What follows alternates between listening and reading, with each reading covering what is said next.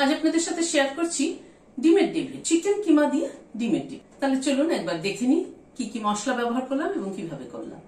এখানে 7টা ডিম সেদ্ধ করে নিয়েছি। ডিমটাকে প্রথমে অর্ধেক করে কেটে নিচ্ছি। ডিমগুলোকে কেটে নিলাম। 6-7 আলু সেদ্ধ করে নিয়েছি। এবার আলুটাকে স্ম্যাশ করে নিচ্ছি। আলুটাকে সেদ্ধ করে যদি ফ্রিজে রেখে দেওয়া হয় আগের দিন তাহলে ভালো হয়। আলুটা একটু টাইট থাকে, বাইন্ডিং এর সুবিধে হয় আর কি। সাদা তেল দিচ্ছি। এখানে 4টে পেঁয়াজ কুচিয়ে নিয়েছি। পেঁয়াজটা দিয়ে দিলাম।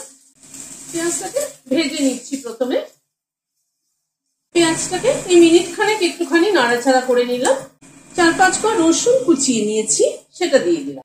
রসুনটা একটু পেঁয়াজের সাথে ভাজা ভাজা করে নিচ্ছি। রসুনটাও এই মিনিট খানেক একটুখানি নাড়াচাড়া করে নিলাম। আদা কুচি দিচ্ছি এখানে 2 চামচ। কুচির পরিমাণটা একটু বেশি হলে ভালো লাগে, মুখের বাইরে যখন পড়বে তখন ভালো লাগে খেতে। এখানে কাঁচা লঙ্কা দিয়েছি 4টে কুচি করে। আদা আর কাঁচা লঙ্কাটা দিয়েও একটুখানি হালকা করে নাড়াচাড়া করে নেব।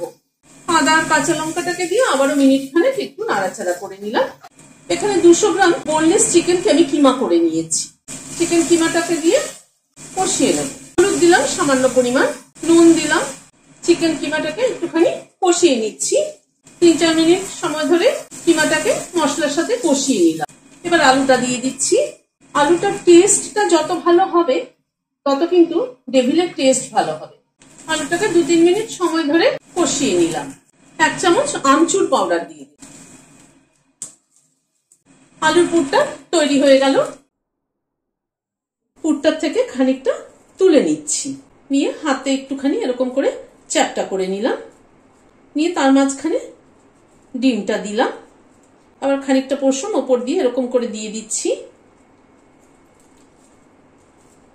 দিয়ে শেপ দিয়ে নিচ্ছি।